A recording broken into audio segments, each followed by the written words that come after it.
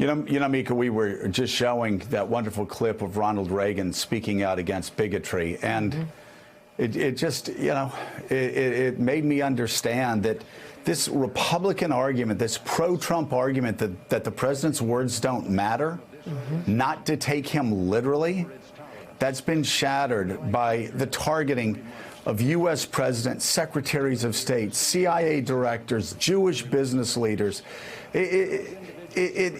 Reagan knew that words mattered, and that's why his words from 1981, that's why the text of what would be JFK's final speech, what was supposed to be JFK's final speech, mattered so much. John Meacham, when Ronald Reagan gave that speech, and when other presidents give the type of speeches that they give in troubled times, I mean, is it not to remind Americans of what our better angels are, what we should be, and to fight to try to make that a reality every day in America?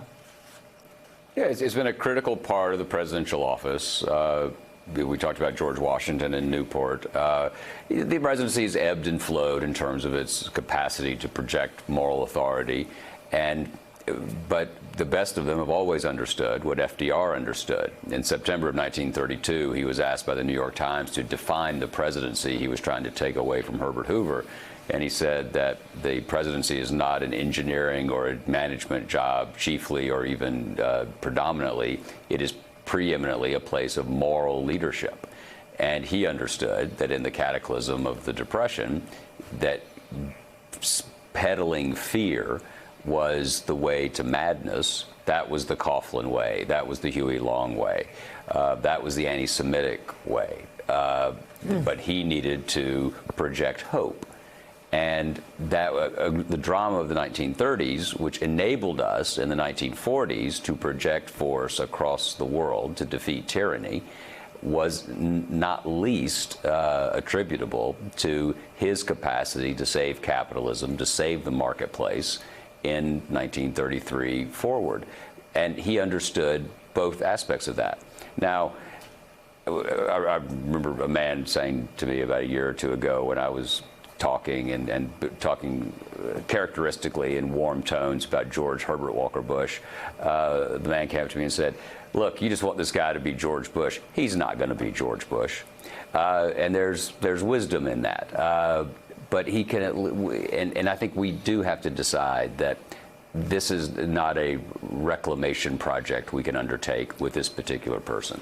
What I do think with this particular president, what we do have to do, and I want to go to something Eddie mentioned a minute ago. He said, how do we turn the page?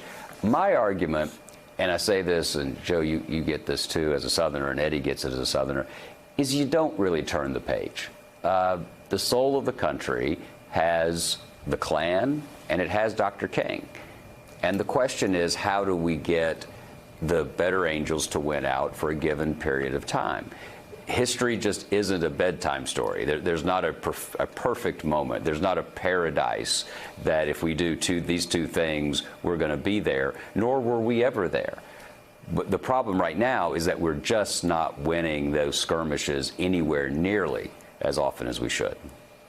Well, in Sam Stein, we have a president who, of course, is leading the charge against Americans seeking to become a better country, listening to those better angels. When you have a president after a shooting in a synagogue, after people are slaughtered in a synagogue, again, after talking about being a nationalist, saying that he may cancel a speech that night because of a bad hair day, instead of tweeting out condolences that night or just being quiet that night, tweeting out baseball strategy. This is a president who sends a message every day, a negative message every day by what he does and by what he does not do. And I'm sorry, for the first time in my lifetime, I see the election next week not really as a test of a president or of a party, but of a country. Yeah, I mean, It's been very difficult to watch, obviously, and particularly for me, to see anti-Semitism, which I thought was a relic of a bigoted past, become part of a feature of the American fabric. And I recognize that I've been extremely privileged up until about a year ago in Charlottesville to not have to be confronted with this stuff, but it is here. And now you have to ask, well, how do you get rid of it? I would say, with respect to Trump, when I've done reporting on the White House and on him specifically, it's become very evident to me that he doesn't see unity or the pursuit of unity as a politically advantageous thing, which is, I believe, what past presidents have seen, in addition to being morally compelled to pursue it. Trump sees things in black and white. He wants to divide the country for his own personal political gain. And so for the past week, he's been fixated on this idea that the conversation, the national political conversation, should be centered around drumming up fears over 6,000 to 7,000 poor migrants on the Honduran-Mexican border for the purposes of getting his base jazzed up. And what's become evident in his speeches in the past couple days, and in his tweets too, on the past couple days, is that he's deeply agitated by the fact that he cannot talk about the caravan. He's annoyed by the fact that he has to be president in these moments. He puts bomb in scare quotes because he's suggesting that the media somehow has moved the conversation away from the caravan for the purposes of hurting Republicans in the election. And I find that so cynical and so sad, honestly, that he can't be bothered to do the job of the presidency because he solely wants to focus on this one issue for the purposes of ginning up his support for the midterms. But that is the reality in which we live. Well, it's interesting you bring that up. I saw a poll this weekend, Martha McSally in Arizona, the Republican candidate who said, let's stop talking about health care. Arizonans don't really care about health care. Let's talk about something they care about, the caravan. I noticed she'd taken a precipitous drop in the polls and now is down by 3 points. I just think it may be possible that Americans are not as stupid as Donald Trump and Martha McSally and the Republican Party thinks they are. And I'll say we've gotten at least 3 or 4 indications from Trump in the past couple days that he's planning some sort of dramatic border security announcement tomorrow or sometime in the coming week. God knows what exactly it is. It seems likely to be some sort of troop presence on the southern border. But this is a test for the media, right? I mean, at some point, the media has to step back and say, is he going to be our general assignment editor? Is he going to be allowed to tell us what we cover? And I just don't know if the media has the capacity to say, we're going to ignore the shiny object over there just because the president's tweeting about it doesn't mean we have to cover it. Any serious network that talks about the quote caravan is not a serious network. Over 1,000 miles away, the last time Fox News and the president ginned this up and talked about the coming invasion, I'll say it again, 14 people were arrested on the border. That was it. There was no great invasion then. There will be no great invasion now. And for any press outlets to follow that, shame on them. So, Tom, I just, you talked about how we had to hold people to account. I think we do. I think it's not enough anymore to just make this about Donald Trump. It's not about Donald Trump. It's about our relatives. It's about our friends. It's about our former Republican Party members who say that they support Donald Trump regardless. Well, I don't listen to him doing this, that, or the other. That's a bunch of garbage. We can say that at this point.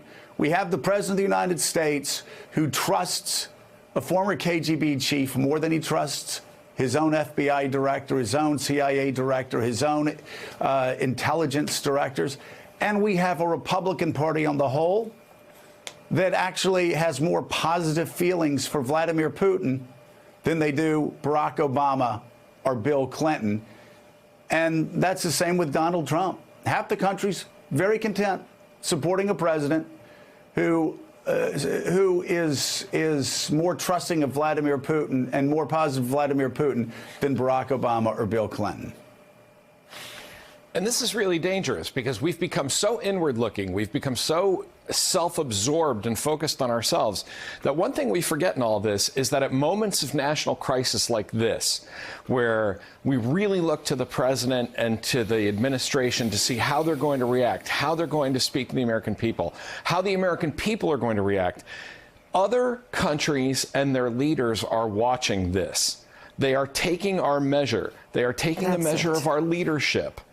And that is really dangerous. You know, the people who say, well, I just enjoy triggering the libs and it's, 2 years and that these, as you say, there can be no more excuses. This isn't 2016. This isn't, I didn't know who to vote for. I had a bad choice. It's been 2 years. We know now. No one can pretend that they don't know what the administration is about. And one of the conversations we need to have among ourselves is to remind ourselves we are not alone in the world. There are people who mean us harm, who take the measure of our character and of our bravery and our strength by watching how we react at moments like this, and particularly how the President of the United States reacts. And when we react this way, it's really dangerous. We put ourselves in jeopardy.